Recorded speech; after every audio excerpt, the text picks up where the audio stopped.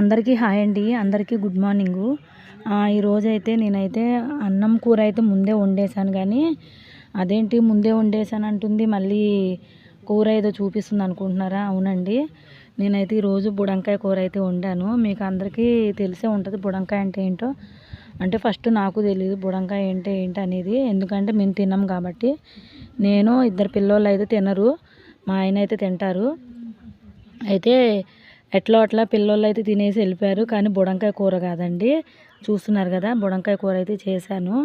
Rice కూడా వండేసాను అనమాట. చూడండి ఎంత నూనె పోసానో, తెలియక నూనె కూడా ఎక్కువ పోసేసా.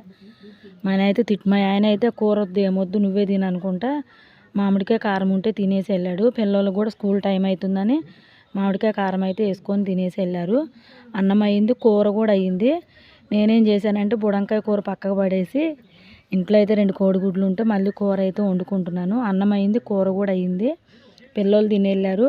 పిల్లోళ్ళు వెళ్ళిపోయాక మా ఆయన వెళ్ళినాక నేనైతే ఎగ్ కూర అయితే చేస్తున్నాను.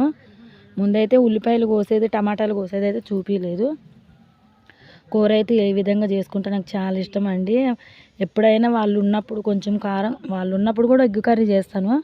కాకపోతే వాళ్ళు కారం ఎక్కువ తినరు. వాళ్ళు వెళ్ళినాక కొంచెం కారం ఎక్కువ వేసేసుకొని మసాలా, మా ఆయన ఏంటంటే మసాలాలు అల్లం వెల్లిపాయలు అయితే ఎక్కువ తినడు.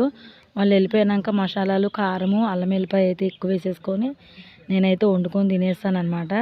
మా ఆయన వచ్చినాక ఎప్పుడైనా గ్యాస్ పట్టిందంటే మాత్రం ఇంకా నాకు ఉంటుంది, మామూలుగా ఉండదు. కొట్టినా కొడతాడు, ఒక 2-3 సార్లు కొట్టాడు కూడా. నేను ఇలా వండుకొని తింటున్నానని మీరు కూడా తినేరండో. మీ